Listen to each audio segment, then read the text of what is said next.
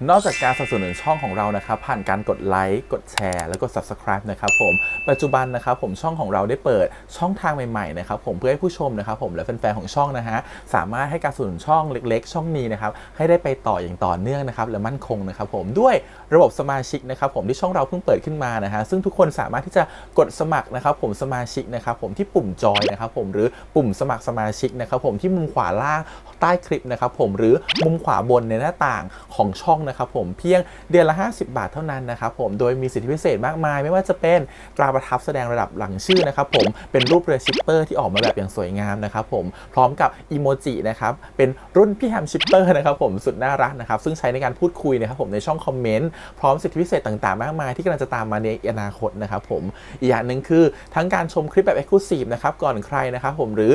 โอกาสที่จะได้ทำกิจกรรมต่างๆร่วมกันในอนาคตนะครับผมก็สำหรับสมาชิกเท่านั้นนะครับผมที่เก็บสิทธิ์นี้เอาไว้ให้กับทุกๆท่านนะครับแต่หากระบบสมาชิกยังไม่หนำใจนะครับผมเรายังมีช่องทางอื่นให้สนับสนุนกันนะครับผมไม่ว่าจะเป็นระบบซุปเปอร์แตงนะครับผมซึ่งหากผู้ชมเนี่ยเจอสัญลักษณ์นะครับรูปหัวใจนะครับผมที่มีดอลลาร์ไซน์นะครับผมหรือสัญลักษณ์รูปเงินดอลลาร์อยู่เนี่ยข้างใต้คลิปใดคลิปหนึ่งเนี่ยสามารถที่จะคลิกนะครับผมเพื่อโดเนทนะครับผมแทนคำขอบคุณนะฮะเพื่อเป็นการสนับสนุนช่องได้นะครับหรือจะเป็นการโดเนทนะครับผ่านบัญชีธนาคารนะครับผมซึ่งได้ใส่รายละเอียดเอาไว้แล้วนะครับข้างใต้คลิปนี้นะครับผมเอาไว้ที่คำบรรยายใต้คลิปนอกจากนั้นนะครับผมเรายังได้เปิด Line Open Chat นะครับซึ่งชื่อว่า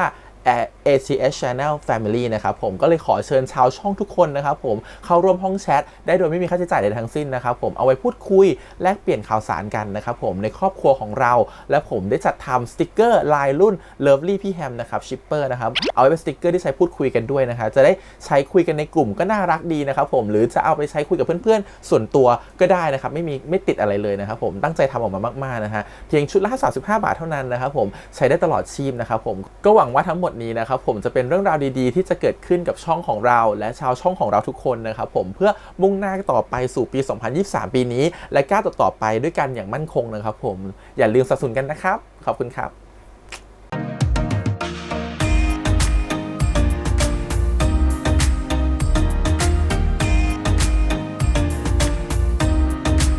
สวัสดีครับยินดีต้อนรับสู่ช่อง ATS Channel นะครับกับพบกันอีกครั้งการ reaction นะผมวันนี้อยู่พี่แฮมนะครับกับการ reaction ซีรีส์เรื่อง Boy in Love นะครับผม EP ที่8นะฮะเรื่องราวนี้ผ่านมาครึ่งทางแล้วนะครับผมเข้าสู่ EP ที่8แล้วก็เรื่องราว EP นี้บอกเลยว่าเธอมันเป็นแฟนกันแล้วอ่ะมันก็ต้องแบบ in love มากๆแล้วถูกป่ะแล้วรอดูสิว่า EP นี้จะเป็นยังไงนะผมหลังจากที่ EP แล้วเนี่ยเขาก็นอนกอดกันบนโซฟานะอีกคู่นึงเขาก็ไปเต้นรำกันนะเดี๋ยวมาดูก่อนว่า EP นี้จะเป็นยังไงแต่ก่อนอื่นเลยขอบคุณก่อนนะทาง GMTV นะครับผมแล้วiQIYIที่อนุญาตทำ reaction ได้นะครับไปดูกันเลยครับผมกับ Boys in Love ครับผมเปิดเทอมใหม่หัวใจหัดรัก EP ที่8ครับไปเลยไม่กินเหล้าก็สนุกได้เหมือนกัน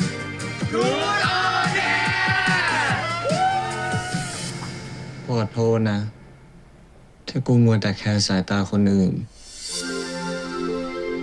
แล้วทำไมกูจับมือมึงต่อหน้าเพื่อนไม่ได้จนลืมความรู้สึกของมึงอะโลกนี้มันไม่ได้มีใครมานั่งสนใจเราขนาดนั้นหรอกเมาทิพย์นะจ๊ะ EP ก่อน แต่คู่นี้เมาจริงจ้ะ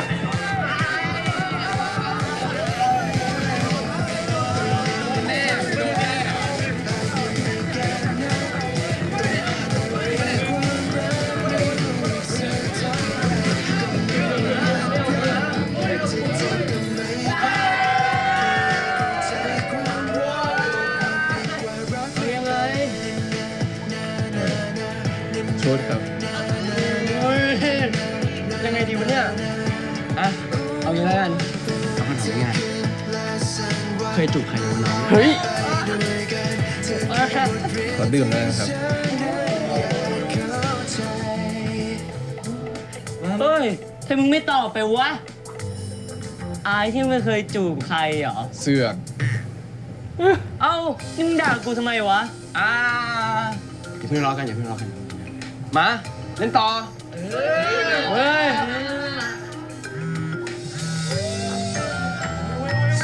กูกิดนะกูพาเชนกลับก่อนนะกูด้วยกูต้องไปส่งม่อนที่บ้านทุกคนกลับแล้วนะกลับไหม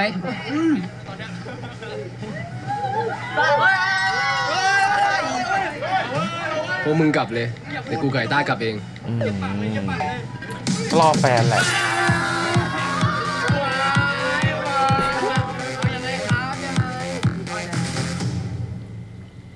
เร็วม่อนเร็วเร็วเร็วเร็ว 4 ทุ่มทันไหมเนี่ย4 ทุ่ม ไม่เห็นต้องรีบกลับขนาดนี้เลย ไม่ได้หรอก นี่เราสัญญากับแม่ม่อนไว้แล้ว ว่าต้องพาม่อนกลับก่อน4 ทุ่ม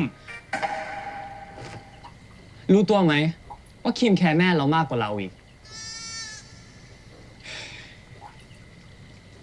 มันไม่ใช่อย่างนั้น เราก็แค่อยากให้แม่ม่อนเชื่อใจ ว่าเราสามารถดูแลม่อนได้ เด็กแค่นี้คิดได้ขนาดนี้สุดยอด เพราะเราก็อยากดูแลม่อนจริงๆนะ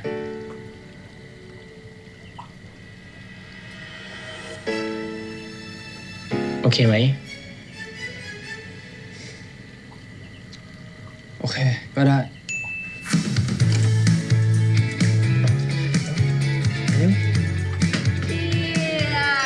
เอ้า คุณแม่ คิดถึงมากเลยไม่ได้เจอตั้งนานอะ คุณแม่ พอดีผม อะไรกัน นิดหน่อยก็เลยมาเลทครับ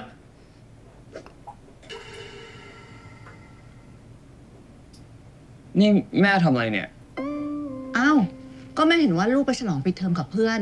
แม่ก็เลยนัดเพื่อนๆมาดื่มฉลองกันนิดหน่อย แล้วทำไมกลับมาไวจังอะ ก็ครูบอกผมเองไม่ใช่เหรอครับ ว่าห้ามพาม่อนกลับหลัง4 ทุ่ม จริงด้วย คิดว่าจะแหกกฎ เราบอกแล้วว่าไม่ต้องฟังแม่เรามาก เรากะไว้แล้วว่าแม่แค่จะแกล้งคิมเฉย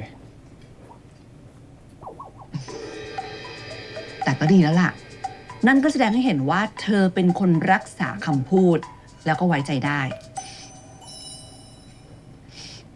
ขอบใจมากนะ ที่ช่วยดูแลม่อนน่ะ ครับครู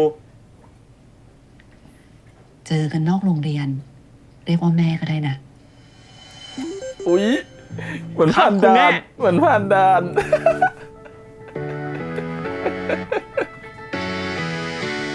จะว่าไปเพื่อนคุณแม่นี่ก็ตอบสวยเหมือนคุณแม่เลยนะครับ อุ๊ย ปากหวาน สวัสดีครับ ผมกินนะครับ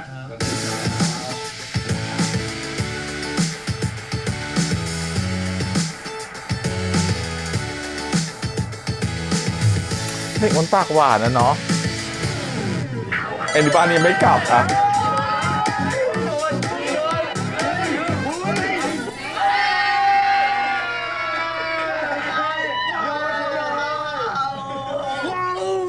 เย้สู้ ยังไงทรูดออเดอร์ แด่ครับพี่ท้ามาเลยผมไม่กลัวอะไรอยู่แล้ว งั้น จูบกับคนที่นั่งอยู่ตรงข้าม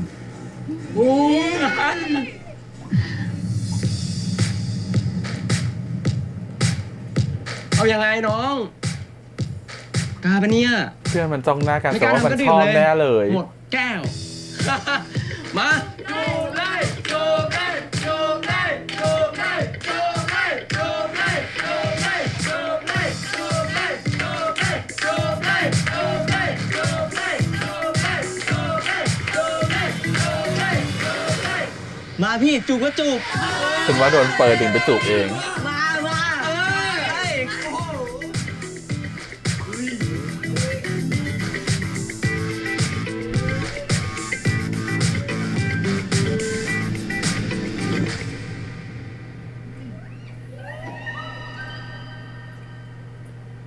ฉันว่าเปิดดึงไปจูบ ผมพาเพื่อนกลับมาแล้วครับ ดึกละ เฮ้ยอะไรของมึงวะ ไปได้แล้ว เฮ้ย เร็ว โอ้ยไม่กลับ ไปได้แล้ว อะไรของมึงเนี่ย เร็วดิวะ ไม่กลับกูยังไม่ทันเมาเลยเนี่ย ไปได้แล้ว ปล่อยกูดิ กลับได้แล้ว อะไรของมึงวะไอ้ปึ้มปล่อยกูดิโอ้ยเชี่ยเปอร์แม่งเอ้ยกูยังสนุกอยู่เลย สนุกอะไรวะ แม่งก็ท้ายมึงจูบกับใครก็ไม่รู้อยู่อ่ะ ก็นี่ไงมึงแม่งขัดจังหวะกูอ่ะกูจะได้จูบแรกเขาแท้ๆอะจูบแรกของกูเลยนะเว้ย เอ้า ไอคิมไอเชน แม่งก็มีแฟนกันหมดแล้ว จูบแรกเดี๋ยวจะมาจูบคนไม่รู้จักได้ไงลูก มีแค่กูคนเดียวนี่แหละในกลุ่มอ่ะที่ยังไม่มีแฟนอ่ะ แล้วแทนที่กูจะได้จูบใครสักคนหนึ่งนะมึงมาขัดจังหวะกูอีกไอเพื่อนเชี่ย ใจคอคือมึงจะจูบกับใครก็ได้อย่างงี้เหรอวะ เออ ให้กูได้จูบเถอะใครก็ได้ งั้นจูบกับเปิดไปเลย จบ จบ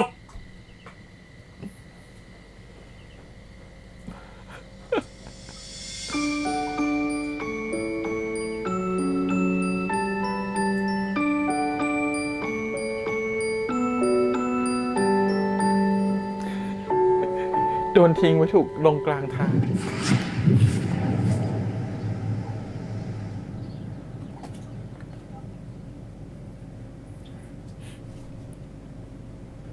อ่ะฉันว่ายังช็อกอยู่ คุณต้า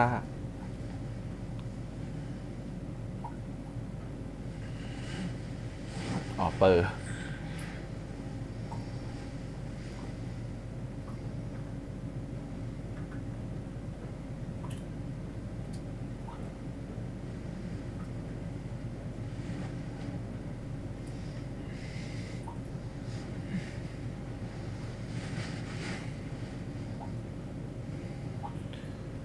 กูกลับบ้านแล้วนะ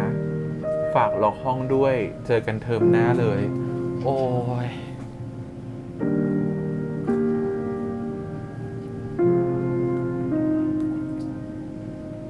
หนูก็บอกจุกใครๆก็ได้เพราะจุกกับเพื่อนหนูก็รีบหนีเลย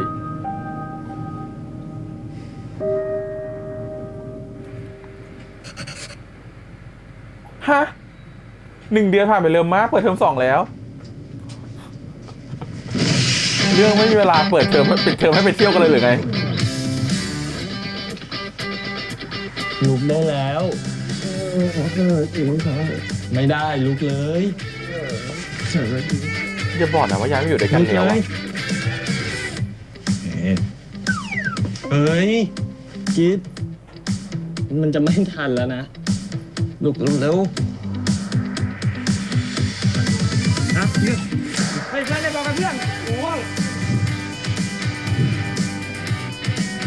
โจวัสซับสวัสดีเทอม2ครับ ยินดีต้อนรับเพื่อนนักเรียนทุกคน เข้าสู่โรงเรียนการศึกษาครับ สรุปข้อที่เหลือเมื่อเช้าตอบได้หรือยังว่าอีกเท่ากับเท่าไหร่ สอนไปตั้ง3 รอบแล้ว ได้ฟังบ้างไหมเนี่ย ฟัง แล้วกูตอบได้เพื่อรางวัลรู้ปะล่ะ และอีก2 วันจะเป็นวันเกิดของครูป่านแล้วนะครับ ผมเนี่ยอยากจะชวนทุกคนมาร่วมทำโปรเจกต์โดเนทวันเกิดให้ครูป่านของพวกเรากันนะครับ ผมเชื่อนะครับว่าการที่เด็กจะดีได้เนี่ย ต้องมีครูที่ดีมากๆครับถึงจะเป็นเด็กดีได้อย่างครู โดน ป่าน เด็กวัน นะค เกิ รั ด บ ครูป่านวะอ่ะ ไม่เจอกันเดือนหนึ่งเป็นไงล่ะเนี่ย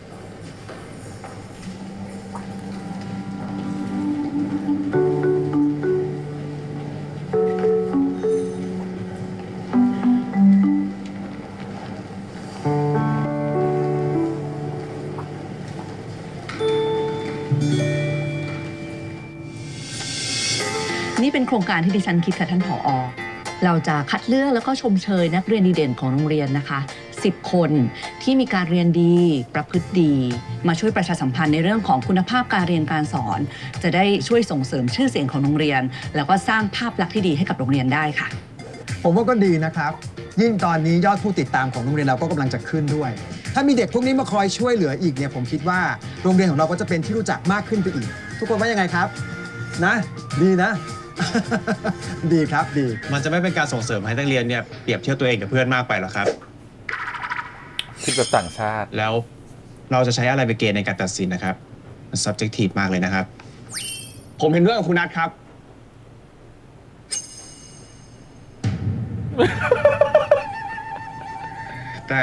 แต่ว่าไม่ใช่โครงการนี้ไม่ดีนะครับ การที่เรามีนักเรียนดีเด่นน่ะอาจจะทำให้นักเรียนของเราอยากทำอะไรดีมากขึ้นครับ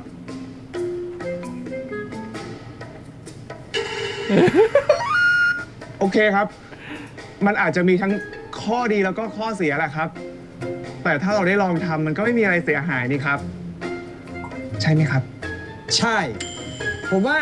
ลองดูก็น่าจะดีนะครับผู้ปานตั้งกรรมการสำหรับโครงการนี้ดูเลยก็แล้วกันนะครับ ก็พอจะมองไว้แล้วค่ะ ว่าจะให้ใครเป็นกรรมการบ้าง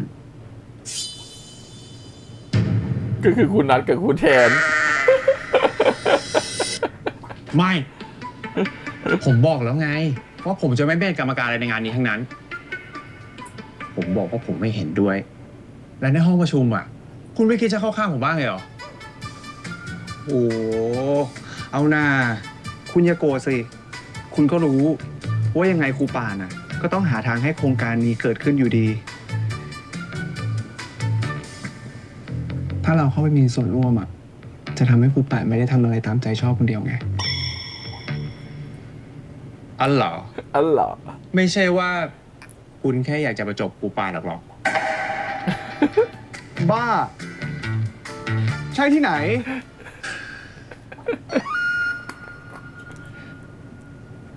โอเค คือผมอยู่ห้องพัสดุนี้มา2 ปีแล้วนะ ผมก็อยากได้ห้องทำงานใหม่บ้างอะ แล้วทำไมคุณไม่ทำคนเดียว จะลากผมมาด้วยทำไม ก็ผมไม่เคยทำงานกับครูปานนี่ ถ้าเกิดอะไรขึ้น ผมก็อยากให้คุณช่วยอะ เราก็มีลูกอ้อนแบบเขาเหมือนกันเนาะว่ะ ช่วยผมหน่อยนะ นะ ตัวเล็กขึ้นมาเลย นะครับ ไม่ต้องมาทำหน้าแบบนี้เลยนะ ผมไม่ใจอ่อนหรอก จริงเหรอ ไม่ใจอ่อนจริงเหรอ ไม่ช่วยจริงเหรอ ช่วยผมหน่อย ครูนัทสุดหล่อช่วยผมหน่อยนะครับ ไม่ใจอ่อนจริงเหรอ เดี๋ยวต้องมีใครเปิดประตูเข้ามาแน่เลยฉันว่า โอเค ก็ได้ แล้วนี่คุณกลายเป็นคนที่อ่อนแต่เมื่อไหร่เนี่ยหึ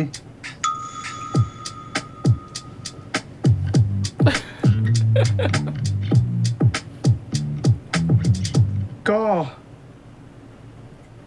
ตั้งแต่มีแฟนมั้งครับ อันน่ะ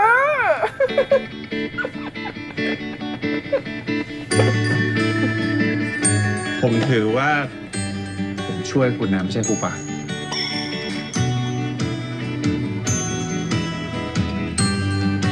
ขอบคุณนะครับ ไม่ต้องเรียกขอบคุณหรอกครับ เพราะว่ายังไงคืนเนี้ยผมขอรางวัลอยู่แล้ว ตายแล้วของรางวัลต้องไม่ได้เป็นเตรียมละผู้แทน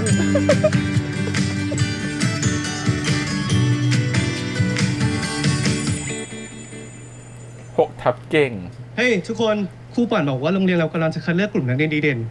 ให้ส่งรายชื่อตัวแทนอย่างน้อยห้องละคน ห้องเราส่งใครดีวะ กูสมัคร ส่งชื่อกูเลย เฮ้ยไอเปอร์ส่งชื่อมึงได้ไหมวะ ไม่อ่ะ แค่กูต้องซ้อมวิ่ง ก็ไม่มีเวลาแล้ว กูเลย กูว่าง ส่งชื่อกูเลย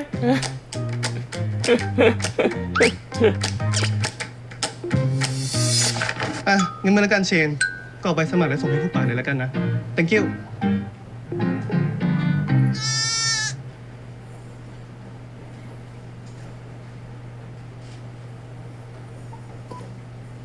ตาไม่ยอมมาโรงเรียน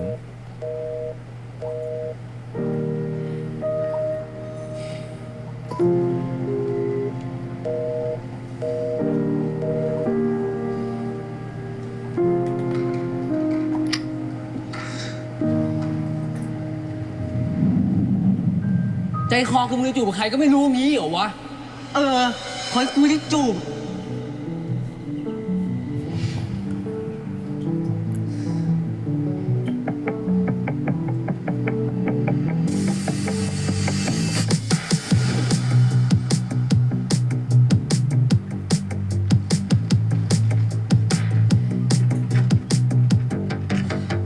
เปียกกุญแจ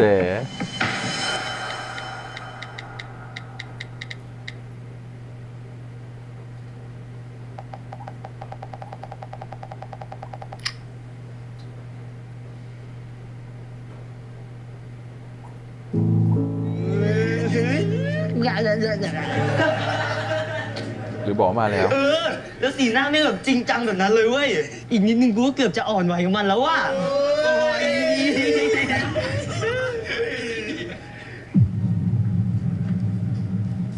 มึงไปไหนมาวะ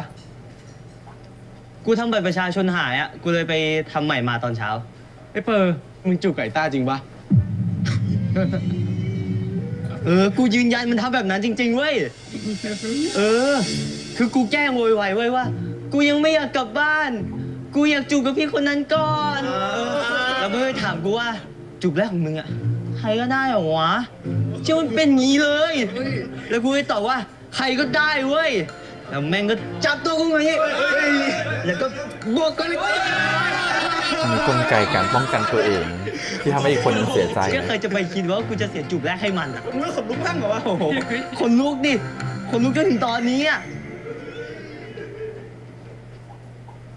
อดดิ แกคิดว่าจะจูบกูด้วย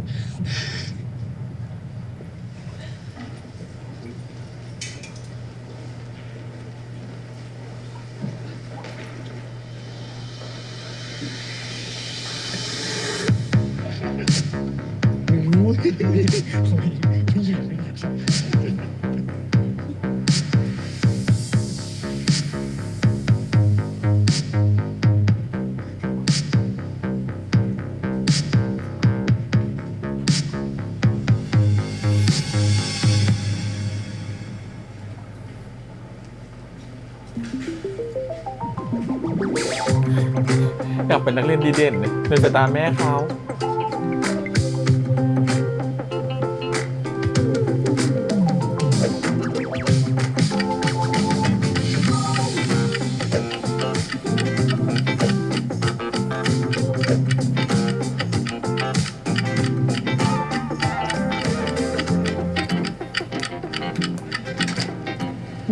อ้าวคิม สวัสดีครับครู จ้า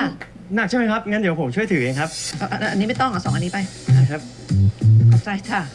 เดี๋ยวผมพาเข้าห้องนะครับ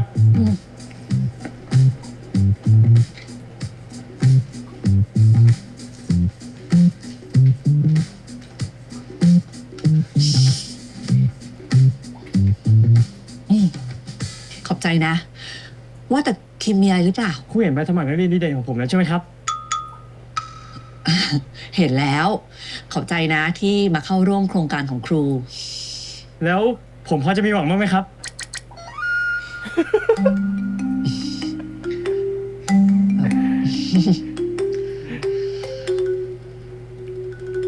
พูดตรงๆนะ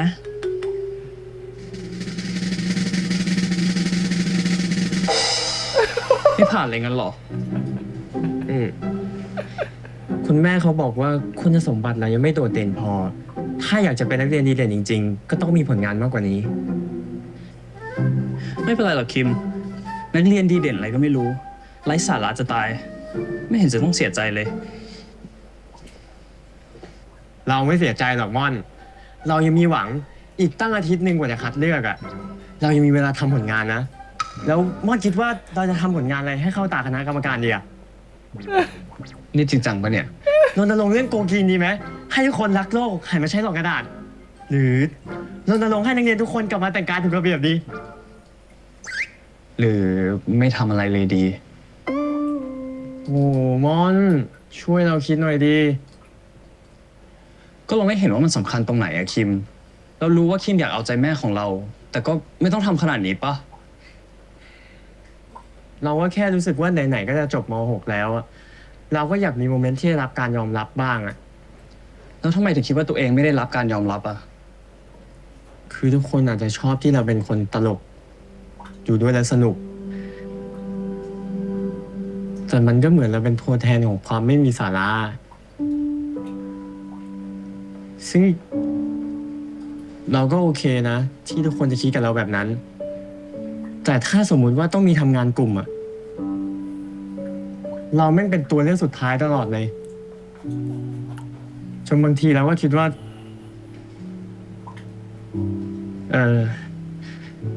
หรือเราคงเป็นคนที่พึ่งพาไม่ได้ในสายตาใครต่อใครมั้ง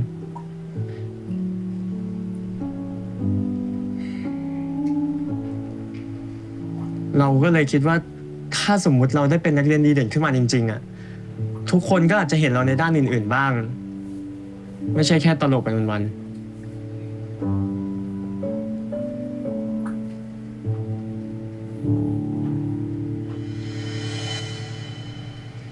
โอเค งั้นเดี๋ยวเราจะช่วยคิมคิด ขอบคุณนะม่อน งั้นเรารณรงค์เรื่องการให้นักเรียนทุกคนแยกขยะดีไหม แล้วก็จัดกลุ่มติวกันบ้านให้น้อง อันนั้นอะดีเลย งั้นทำทั้งสองเลยไหม ๆ จริงนะ เดี๋ยวเราช่วย อันนี้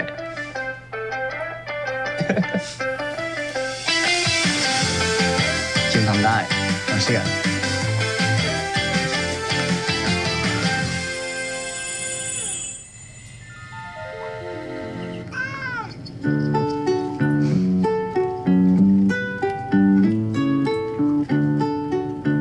บ้านมึงไม่มีคนอยู่เลยเหรอ พี่เนมไปหาเพื่อนที่พัทยา ส่วนพี่จินไปกินข้าวกับที่ฝึกงานนะแล้วก็ไอชีไปเข้าค่ายลูกเสืออยู่ เพราะไม่มีใครอยู่แล้ว บ้านเงียบเลยนะ เงียบบ้างเถอะปกติวุ่นวายกับสวนสัตว์ แล้วมึงไม่เหงาเหรอแบบเนี้ย อยู่บ้านคนเดียว กูจะเหงาได้ไงอ่ะกูมีใครจูอยู่ด้วยไง ใช่ไหม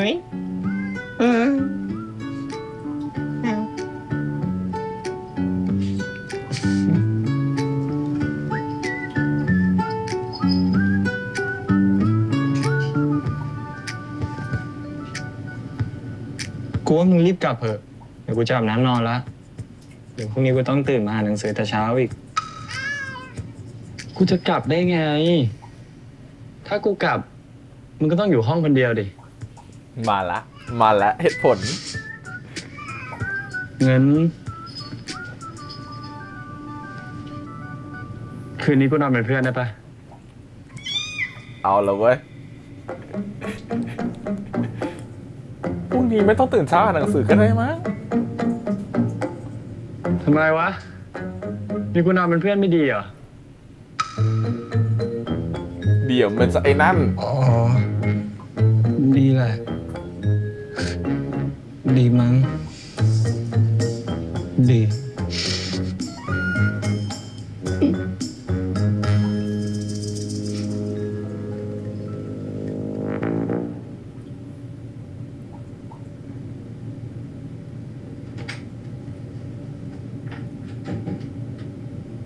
อุ้ยตายอย่ามาถอดเสื้ออะไรแบบนี้มันไม่ได้นี่จงใจเนี่ย ทำไมไม่ใส่เสื้อ ไม่หนาวเหรอ ก็กูไม่มีอ่ะ ไม่มีก็บอกดิ จะได้หยิบให้ตั้งแต่แรก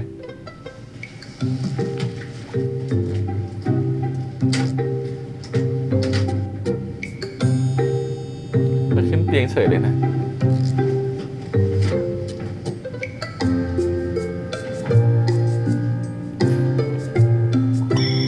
มึงใส่ตัวนี้แล้วกัน หน้าเหมือนมึงดี ตลกละ เหมือนจริงๆนะ ตัวนี้แหละเอาไปใส่ ไม่ได้ใส่แน่ ขี้ ฉั ร้ น อน ว่า อ่ะ ได้ผิ เป็ ด นขี้ ตัว ร้อนตอนไหน กูไม่เห็นรู้เลยเมียวอ่ะ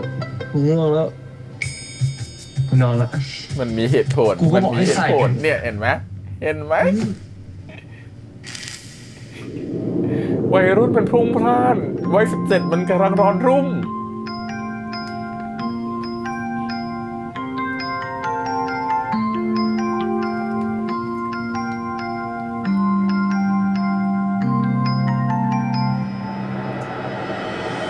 เธอทำให้ฉัน จบ ค้นเจอ จบไหม ได้เป็นฉันในเวอร์ชันที่ดีกว่าไม่มีเวลาที่แสน น้องจะเคลิ้มไหม ความรู้สึกนี้ที่ไม่ ตาย เค แล้ว ยได้จากใคร ความรู้สึกนี้ที่ไม่เคยเกิดขึ้นมาก่อน น้องตายแล้วจ้ะไคจูลูกไคจูอยู่ไหนลูก เห็นไหม เธอคื กิ อ จเชนอยู่นะใครมาเชนปรุงเชนกิจฉันเห็นอยู่นะเชนกิจเนี่ย ความสุขที่ฉันไม่เคย มันต้องกิจเชนอยู่แล้ว ก็เพิ่งจะรู้ สภาพนี้ รักดี โพมันชัดซะขนาด ดีแค่ไหนที่ได้มีเธอ ไคจูไม่ต้องเบรก ใครจูร้องแล้วอ่ะ สงสัยมันหิว ไคจูเบรกว่ะ เดี๋ยวกูไปให้อาหารมันก่อนนะ เธอก็รีบไปกับเขาเขินน่ะจะเฟลอีกไหมเนี่ยเดี๋ยวเฟลอีกไหมเนี่ย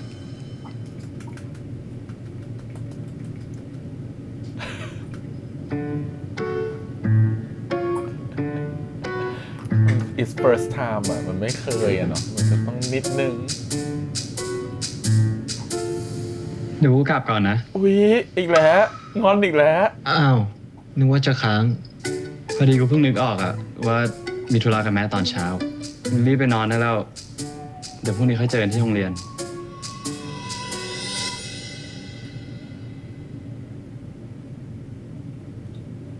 คุ้นๆไหมว่าเหมือนตอนนั้นที่เธอไปเมาที่บ้านเขาอะโอเค ไม่ได้งอนเท่า เขารู้ว่ายังไม่ กลับมานะ บ้าใครที่ เจอกัน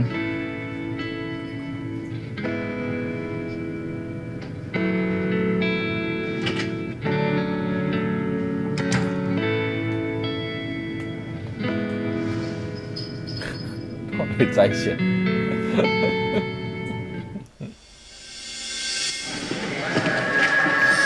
สวัสดีครับ นี่คือรายการความรู้ 5 นาทีกับมิสเตอร์คิม วันนี้เราจะมาแนะนำความรู้รอบตัวในแบบที่ ไม่รู้วันนี้แล้วจะรู้วันไหน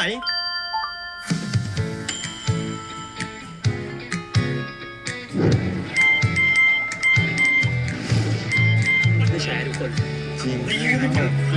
คิดได้คิดมีแล้วสวัสดีครับ นี่คือรายการความรู้ 5 นาทีกับมิสเตอร์คิม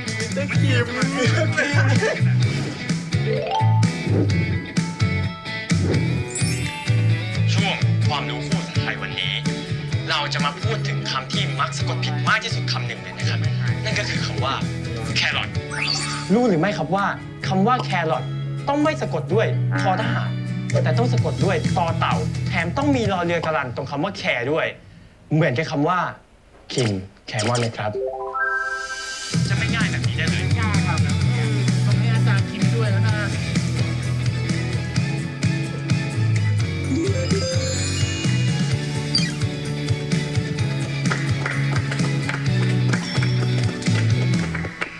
เอาชมรมวรรณกรรมมาช่วย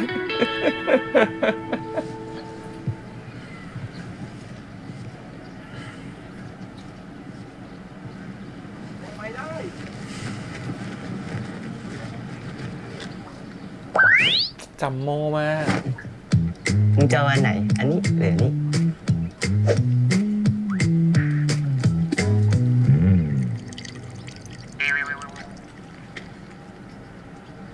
นี่มึงโกรธกูจริงๆเหรอ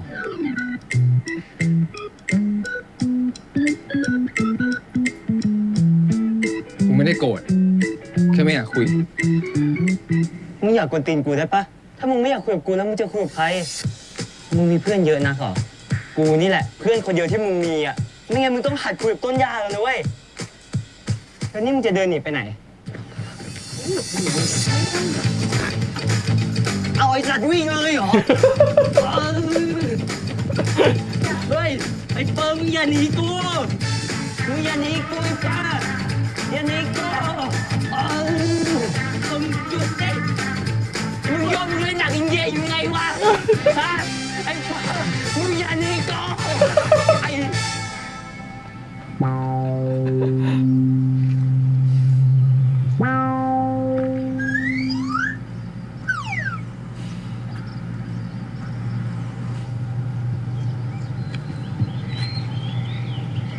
มึงจะพูดเรื่องนั้นกับคนอื่นทำไมวะ เรื่องอะไรวะ มันต้องมาแกล้งโง่ไอ้สัตว์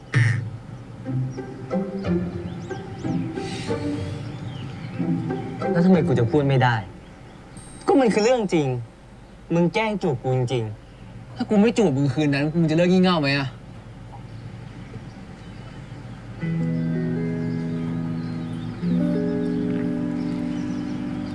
แค่จะพูดให้เหมือนเรื่องปกติ ๆ กูเมา ไม่ใช่เป็นเรื่องจริงจัง กูว่ากูไม่ชอบตัวเองตอนเมาเลยว่ะ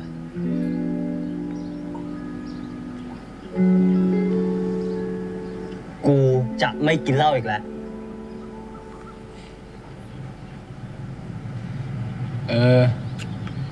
เดี๋ยวกูจะจำไว้แล้วกูจะคอยดู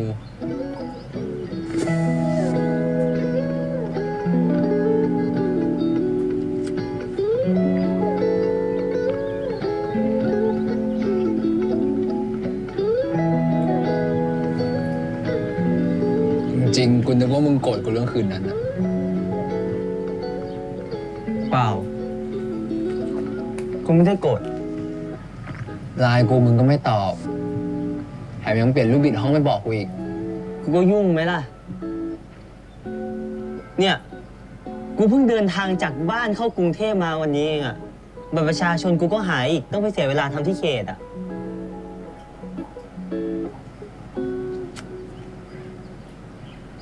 แ กุญแจใหม่ กูปามาให้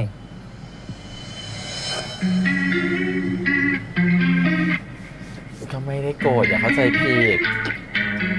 มึงก็คิดไปได้นะว่ากูโกรธอ่ะ เสียดายไหมอะที่จูบแรกเป็นกู ไม่หรอก ดีละ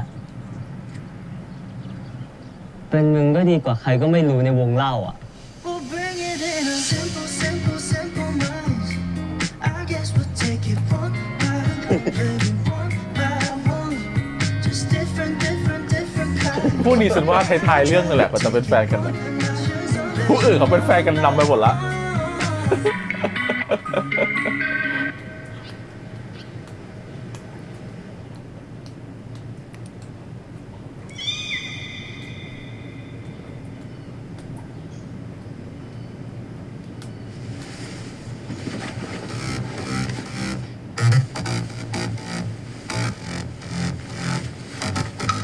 อะไรอ่ะ อุ๊ย ฝัน วันนี้หนูไม่ได้ตื่นขึ้นมาอ่านหนังสือนะลูกตอนตี 4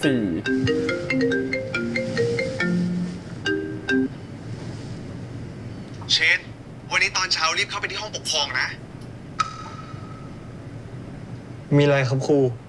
ก็เราผ่านการคัดเลือกเป็นนักเรียนดีเด่นของโรงเรียนไง ต้องเข้ามาพบครูป่านอย่าช้านะ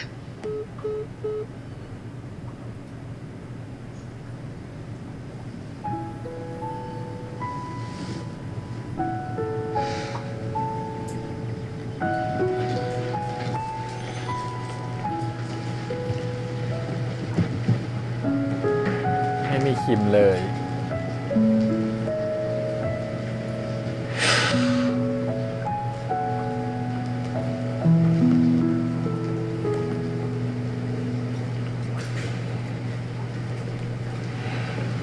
ไม่เป็นไรนะคิม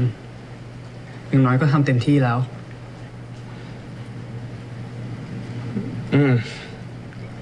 เราคงยังทำได้ไม่ดีพอสำหรับนักเรียนดีเด่น แต่คิมก็ดีพอกับเรื่องอื่นนะ ตอนนี้โซเชียลดังไปแล้วมั้งเนี่ยโอ้ยยะ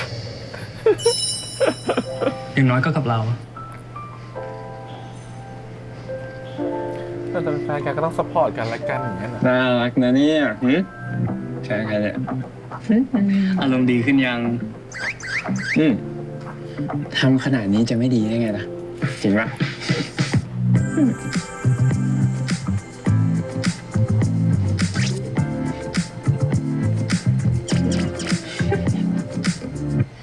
อย่างที่ครูแทนแจ้งไปนะคะว่านักเรียนดีเด่นที่ได้รับคัดเลือกเนี่ยจะถือว่าเป็นหน้าเป็นตาของโรงเรียน ดังนั้นครูคงต้องขอให้นักเรียนเซ็นยินยอม อนุญาตให้ทางโรงเรียนเนี่ยเผยแพร่ใบหน้า ความประพฤติ แล้วก็คะแนนรวมของนักเรียนที่ผ่านมา และที่สำคัญนักเรียนจะต้องไม่ทำอะไรที่เสื่อมเสียชื่อเสียงของโรงเรียนเป็นอันขาด คำว่าเสื่อมเสียชื่อเสียงกว้างมาก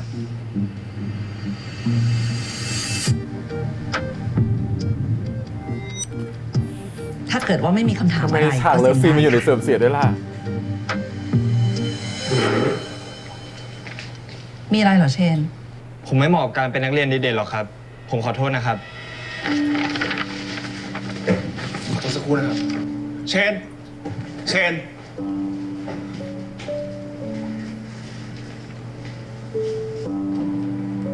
เชน เชน เชน อ่ะคุณนัทกับครูแทนต้องสอนละความสัมพันธ์วัยรุ่ เป็น นอะไรหรือเปล่า ก็อย่างที่บอกกับครู ผมไม่เหมาะกับการถูกเรียกว่าเป็นนักเรียนดีเด่นหรอกครับ ผมยังไม่แน่ใจด้วยซ้ำว่าผมดีพอสำหรับรางวัลนี้ไหม อาจจะมีคนที่เหมาะสมกับรางวัลนี้มากกว่าผมก็ได้ ครูว่าเธอคิดมากไปเชน รางวัลนักเรียนดีเด่น เหมาะกับนักเรียนที่ประพฤติดี การเรียนดี แล้วก็วิสัยทัศน์ดี ครูว่าเธอก็มีครบนะเชน ผมไม่ได้ดีขนาดนั้นหรอกครับ ผมเคยทำเรื่องไม่ดี เราก็ไม่มีแอลกอฮอล์ เช่นอะไรบ้างอะ เทอมที่แล้วผมลองกินเหล้า ผมเคยพูดโกหก เคยพูดจาไม่ดีใส่คนอื่น แล้วผมกับไอ้กิจก็ยัง ผมเกือบจะ โอเคเชน พอแล้ว เธอไม่ต้องพูดแล้วครูไม่ได้อยากฟัง คนดูอยากฟัง แต่คุณครูที่ดีเยี่ยมมาก เชน ครูเข้าใจเลย ครูว่าครูเข้าใจเธอนะ อืม แต่ครูอยากจะบอกว่า บนโลกใบเนี้ย มันไม่มีใครที่มันดีแบบไรที่ติหรอกและไอ้คำว่านักเรียนดีเด่นน่ะมันก็ไม่ได้หมายความว่าจะต้องดีไปหมดทุกเรื่อง แต่มันหมายความว่า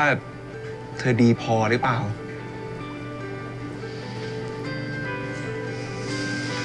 เชน ครูพูดตรงๆนะ ถ้าเธอไม่เหมาะกับรางวัลนี้นะใครจะเหมาะ นี่ เธออาจจะนอกลู่นอกทางไปบ้าง แต่สุดท้ายแล้วอ่ะ เธอก็คือเด็กดีอยู่ดีแหละเชน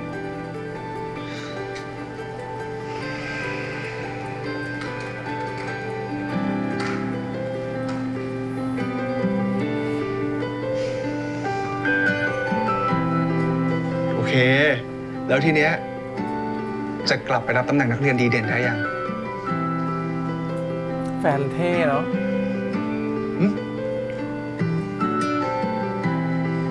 ครับ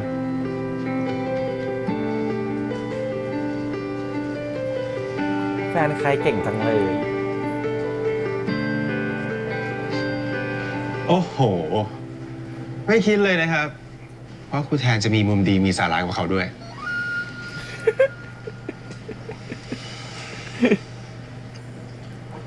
คุณรู้จักแฟนคุณน้อยไปแล้วนะครับ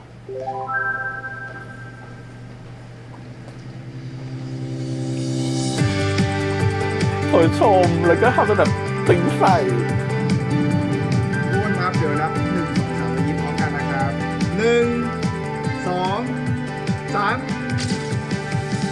อีกรูปหนึงครับ1 2 3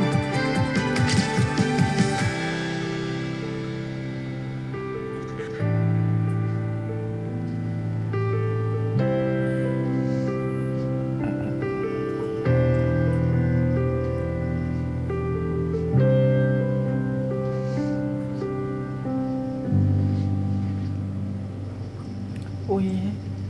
ยินดีด้วยนะ นักเล่นดีเด่นก็ต้องมีคนประกอบ สมแล้วล่ะที่เล่นเก่งขนาดนี้ แต่มันก็เป็นแค่ใบประกาศอะใช้งานอะไรก็ไม่ได้ ถ้าเขาเปลี่ยนเป็นเงินสดก็น่าดีป่าบอกไม่อยากได้แต่ว่ามาติดไว้ขนาดเนี้ยมึงแม่งปากไม่ตรงกับใจ เนี่ยขี้โกหกเนี่ยเราอะ เดี๋ยวกูขอตัวกลับก่อนนะ อุ้ยคืนนี้จะให้กลับอีกเหรอ เดี๋ยวกลับถึงบ้านแล้วคอกัน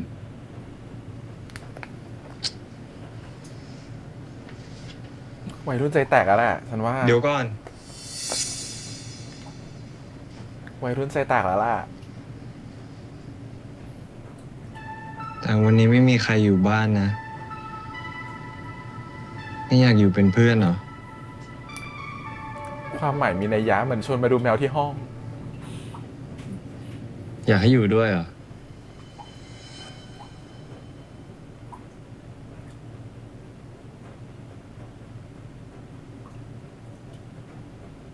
อืม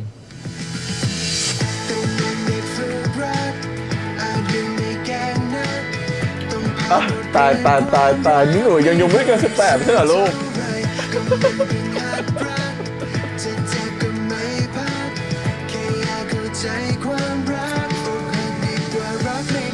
โอเคแค่นอนจับมือแค่นอนกอดให้กำลัง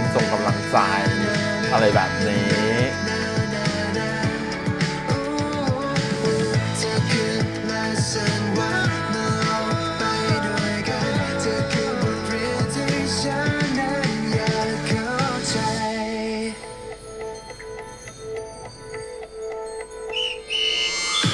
ตอนหน้าโรงเรียนเราจัดงานกีฬาสี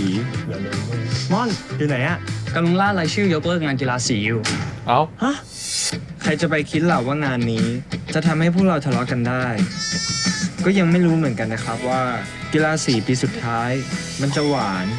หรือมันจะขม แต่ผมว่าสนุก มาดูกันนะครับ EP หน้ามันกลับไปเป็นเทิร์นของบทของตัวม่อนกับคิมเนาะทะเลาะกันเรื่องการมีกีฬาสี EP นี้แบบเป็นการซัพพอร์ตกันว่าด้วยท่านคิมอยากจะเป็นนักเรียนดีเด่นบ้างเพราะรู้สึกว่าตัวเองเป็นตัวโจ๊กมาตลอดเป็นตัวตลกมาตลอดนะฮะก็อยากจะมีมุมอื่นๆให้คนอื่นเห็นบ้างแต่เรารู้สึกว่ามันเป็นการที่เด็กปรึกษากันเองอะเนาะแล้วก็เป็นเด็กที่ให้กำลังใจกันว่าโอเคถ้าเธอมองว่าเธอไม่อยากเป็นตัวโจกแล้วฉันเข้าใจเธอฉันจะช่วยเธอเองเพื่อทำให้เธอเป็นคนแบบนักเรียนดีเด่นแต่ของพวกนี้มันต้องมันเป็นความสั่งสมอะครับผมไม่ใช่วันหนึ่งมันจะทำได้เลยนะครับผมมันจะทำได้ในมุมนึงแต่มันคงไม่ได้เป็นสิ่งที่แบบคนจะเห็นแบบประจักษ์ว่าคุณเป็นคนนักเรียนดีเด่นจริงๆแต่ที่จะบอกคือว่าการที่คุณเป็นตัวโจ๊กของทุกคนไม่ใช่ว่าคุณไม่ใช่เป็นคนนักเรียนดีเด่นหรือไม่คนอะไรนะครับผมแต่คือคุณเนี่ยคุณก็ดีเด่นในสายตาใครหลายๆคนอย่างน้อยๆคำว่าดีเด่นของคุณคือการที่คุณเป็นคนที่สร้างเสียงหัวเราะให้คนอื่นได้นะมันดูเหมือนจะไม่ได้เป็นคนไม่สิ่งที่มี value นะครับแต่อยากบอกเลยว่าทุกวันนี้เรากลับมาดูซีรีส์กลับมาดูละครทุกวันนี้เรากลับมาดูเราดูซีรีส์เปิดเนี่ย Boys in Love เนี่ยเราก็ต้องการรอยยิ้มเราต้องการเสียงหัวเราะเราต้องการอะไรบางอย่างที่ทำให้เร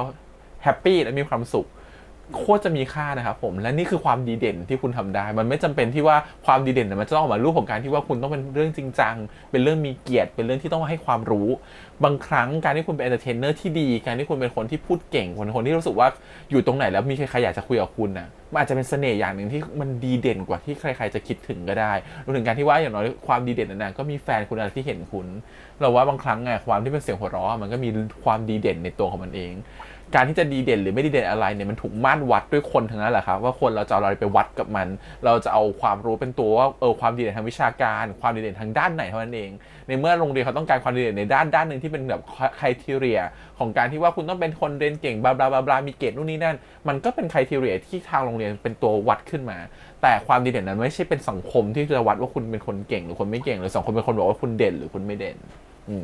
อันนี้เรารู้สึกว่าถ้าเป็นครูแทนกับครูนัทมาพูดอาจจะเป็นอีกมุมหนึ่งแต่วันนั้นเขาปรึกษากันเองเนาะระหว่างคิมกับมอนก็จะได้อีกมุมหนึ่งไปแต่ก็นั่นแหละอย่างน้อยตอนจบก็แฮปปี้ในการที่ว่าเธอก็ยังดีเด่นในสตาร์ชนะเพราะว่าฉันรักเธอไงก็จบนะครับผมโอเคคุณนัทกับครูแทนบ้างมีการถกเถียงกันในเรื่องของการที่จะช่วยครูป่านหรือเปล่านะครับในการทำแคมเปญในการที่จะให้คนแบบมีการประกวดนักเรียนดีเด่นเกิดขึ้นแต่ก็สุดท้ายก็มีการแค่จะโชว์แหละว่าทั้งกระแทนเป็นแฟนกันแล้วนะครับผมแล้วก็คุณนัทก็คือมีความขี้อ้อนมากขึ้นครูแทนมีความขี้อ้อนมากขึ้นจนคุณนัทก็รู้สึกว่าเฮ้ยแฟนฉันขี้อ้อนขนาดนี้เลยเหรออะไรเงี้ยก็เป็นอีกมุมหนึ่งที่แบบว่าคุณนัทจะไม่เคยเห็นว่าแทนขี้อ้อนในขนาดนี้ก็ขี้อ้อนแต่เป็นแฟนกันนอกจากนั้นยังเห็นความพิเศษของครูแทนมากขึ้นตรงที่ว่าครูแทนสามารถที่จะมีมุมที่เป็นมุมจริงจังแล้วก็คุยกับตัวของเชนในช่วงท้ายเรื่องได้นะครับผมในการที่บอกว่าในประเด็นที่ว่าเชนเขารู้สึกว่าตัวเองมีรอยด่างพร้อยมีจุดแบบมีฟอร์เรสคือตัวเขาแบบไม่ได้ไรที่ติแบบนั้นเพราะว่าตัวเขาแบบว่าเคยไปกินเหล้าเคยจะมีอะไรกับเชนมาแล้วอะไรเงี้ยเคยมีอะไรกับกิจมาแล้วจนเขารู้สึกว่าตัวเขารู้สึกว่ามันแบบมีรอยแผลมันไม่ได้สะอาดขนาดนั้นไม่มีผ้าไหนหรอกครับที่มันสะอาดขนาดไรที่ติขนาดนั้นนะครับผมนับจากวันที่คุณเกิดขึ้นมาตั้งแต่แรกเกิดขึ้นมาเราว่าผ้ามันก็ถูกแต้มสีไปเรื่อยแล้วไม่ว่าจะเป็นสีดำสีต่างๆซึ่งครูแทนเนี่ยเขาก็บอกว่ามันไม่มีทางหรอกที่ว่ามันจะไม่มีใครเลยที่ไม่มีจุดด่างพร้อยทุกคนมันมีความด่างพร้อยมากแหละแต่ทุกคนมันดีพอสำหรับรางวัลนั้นหรือเปล่ามันดีพอสำหรับคนอื่นมองว่าคุณดีพอสำหรับการที่คุณจะเป็นคนที่เป็นคนดีเด่นหรือเปล่ามันก็เหมือนกับที่บอกไปคือคนอื่นเป็นตัววัดหรือคนอื่นเป็นมาตรวัดแต่คุณดีพอจริงหรือเปล่ามันไม่มีใครที่แบบจะดีทุกอย่างเป็น 100% ติ๊กถูกทุกช่องไม่มีทุกคนมีรอยแผลหมดแล้วฮะแต่มันจะรอยแผลมากรอยแผลน้อยแล้วรอยแผลนั้นมันเป็นรอยแผลที่มันเป็นสิ่งที่เขาเรียกว่ารอยแผลจริงๆหรือเปล่าหรือเป็นแค่ความรู้สึกของเรารู้สึกว่ามันด่างพร้อยเฉยๆนะซึ่งถ้าเป็นพี่แฮมเป็นในฐานะครูแทนพี่แฮมจะไม่ได้บอกประโยคสุดท้ายเหมือนที่ครูแทนพูดนะว่าถึงเธอจะมีรอยด่างพร้อยแต่คนที่มีรอยด่างพร้อยก็เป็นคนที่ดีเด่นได้เหมือนกันแล้วคิดว่าประโยชน์นี้ไม่ค่อยโอเคเท่าไหร่เพราะคุณกำลังจะบอกว่าถึงคุณมีรอยแผลอะไรมาถ้าคุณให้อภัยหรือคุณรู้สึกว่าคุณไม่ใช่มีรอยแผลหรือคุณไม่ได้ทำสิ่งไม่ดีมาหรือคุณเคยทำสิ่งไม่ดีมาแต่วันนี้เรื่องนั้นเป็นเรื่องที่ไม่ใหญ่มากคุณก็เป็นนักเรียนดีเด่นได้แล้วว่าอันนี้ไม่ถูกถ้าสมมติเป็นพี่แฮมจะใช้คอมเมนต์เพิ่มไปว่ามันไม่ใช่ประโยคนี้มันจะเป็นประโยคที่บอกว่าโอเคถึงคุณจะมีรอยด่างพร้อยมาคุณจะเป็นคนที่รู้สึกว่าจะมีความผิดมาแต่รอยด่างพร้อยของคุณมันอาจจะไม่ใช่สาระสำคัญในการที่คนอื่นจะวัดว่าคุณเด่นหรือไม่เด่นในสถานการณ์ตอนนี้นะฮะมันอาจจะมีผลในเรื่องของเรื่องอื่นในเรื่องต่อไปในอนาคตแต่ต้องยอมรับว่าทุกๆคนไม่ใช่คนที่ดีเด่นทุกคนอาจจะมีรอยแผลเล็กรอยแผลน้อยบ้างแต่ละคนไม่เหมือนกันแต่ในวันนี้สถานการณ์ตอนนี้มาตรวัดตอนนี้เขาบอกว่าคุณเด่นพอเนื่องจากว่าคุณเป็นคนที่ มีถูกต้องตามไครทีเรียที่โรงเรียนวางไว้ซึ่งมันไม่ได้เกี่ยวอะไรกับเอติกหรือความเป็นคุณธรรมจรรยาที่มันอยู่ในไส้ในว่าคุณควรจะเป็นนักเรียนดีเด่นหรือเปล่าแต่มากกว่านั้นคืออะไรสิ่งที่คุณเล่ามาให้ฉันฟังเนี่ยว่าคุณจะทำนั่นทำนี่มาแล้วอ่ะมันก็อาจจะผิดนะฮะในบริบทอื่นแต่ในบริบทวันเนี้ยต้องบอกเลยว่าสิ่งที่คุณทำมาตลอดและสั่งสมมาตลอดมันก็ทำให้เชนน่ะดีเด่นมากพอแล้วที่จะเป็นคนที่เด่นที่สุดในโรงเรียนนี้เรารู้สึกว่ามันอาจจะให้เหตุผลได้มากกว่าในมุมของการที่ว่าสิ่งที่เชนทำก็ไม่ใช่ว่าถูกนะการที่คุณไปกินเหล้ากินเบียร์หรือลองริมรสแอลกอฮอล์หรือไปเที่ยวปาร์ตี้ก่อนอายุ18นะฮะถึงจะเป็นที่ที่เป็น private zone ก็ตามหรือการที่คุณเหมือนจะมีอะไรกันก่อนวัยอันควรเนี่ยมันก็ต้องพูดถึงเรื่องการป้องกันไม่ป้องกันแต่มันก็ไม่ใช่รอยแผลเป็นนะฮะที่มันจะเป็นรอยแผลของความด่างพร้อยขนาดนั้นแต่มันก็ต้องบอกว่ามันก็จะผิดถ้าหากคุณเอามาตรอื่นมาวัดเช่นวันนี้จะมอบรางวัลแก่คุณเชนในฐานะที่เชนเป็นเด็กที่อยู่ในถือศีล 5จริยธรรมอันดีโกหกก็ไม่ได้ถูกปะมันก็ต้องแล้วแต่ว่ารางวัลนั้นมันคืออะไรอะไรเงี้ยมันมีความผิดในบางบริบทแต่ความในบริบทที่คุณผิดตอนนั้นน่ะหรือคนที่คุณมีแผลตรงนั้นน่ะมันไม่ใช่สิ่งที่มาใช้ในตอนนี้ในรางวัลชิ้นนี้เนื้อถ้าพูดถึงความดีเด่นคุณก็เป็นคนที่ดีเด่นคนหนึ่งเหมือนกันในเรื่องใดๆของโรงเรียนที่กำลังให้รางวัลตอนนี้อยู่อะไรเงี้ยโอเคมาถึงเชนกับกิจก็เกือบจะมี first time กันนะครับผมครั้งแรกแต่ก็ตอนสุดท้ายเหมือนพอตัวของเชนได้รางวัลมาก็รู้สึกว่าฉันคงจะเปิดช่องว่างหนึ่งให้ตัวกิจได้เข้ามาบ้างสุดท้ายก็ไม่ได้มีอะไรมากกว่านั้นคืออาจจะแค่นอนจับมือนะฮะเราว่าตัวกิจเองก็พอจะรู้แหละว่ามีอะไรมากกว่านั้นตอนนี้ไม่ได้แม้กิจจะอยากจะมีอะไรมากกว่านั้นก็ตามแต่รู้สึกว่าโอเคเชนอาจจะไม่พร้อมเขาก็เลยลดเลเวลมาเลยแค่นอนจับมือหรือนอนกอดกันก็ยังดีถูกปะดีกว่าไม่ได้อยู่ด้วยกันอะไรเงี้ยซึ่งตัวเชนเองก็คงจะแค่ต้องการแค่นี้ก่อนเขาก็รู้สึกว่ามันมีเส้นของความเหมาะสมอะไรบางอย่างอยู่เหมือนกันที่รู้สึกว่าถึงวัยหนึ่งค่อยเป็นเรื่องนั้นละกันอะไรเงี้ยอันนี้มันคือการเคารพกันทั้งสองฝ่ายนะว่าแต่ละคนเคารพในสิ่งที่แต่ละคนคิดหรือเปล่าถ้าอีกคนนึงอยากจะเอามากเลยอยากจะมีอะไรมากเลยแต่อีกคนนึงไม่พร้อมมันก็ไม่ควรถูกไหมมันผิดเวลาโอเคคู่ที่ดูจะเป็นเรื่องปัญหาเยอะสุดใน EP นี้ก็จะเป็นคู่ของเปอร์กับต้านะครับผมเปอร์กับต้าเปอร์เผลอไปจูบต้าด้วยความตั้งใจนั่นแหละเพราะว่าต้าเกือบจะไปจูบใครสักคนหนึ่งแล้วที่แปลกหน้าจริงๆนั่นก็แบบรุ่นพี่มันก็แสบเนาะมันวางแผนไว้แล้วแต่จะให้คนนี้เข้าไปจูบต้าเขาอาจจะแอบชอบหรืออะไรอย่างงี้ก็ตามหรือว่ารู้สึกว่าชอบในหน้าตาของต้าก็ตามแต่ก็ถูกเปอร์สกัดไว้ก่อนแล้วเปอร์ก็เป็นคนมาจูบทีหลังนะฮะซึ่งอันนี้เป็นแบบนี้เนี่ยตัวเปอร์กับต้าเนี่ยมันก็ทำให้เปอร์เข้าใจผิดไปว่าตัวต้าเนี่ยหายไปเพราะอะไร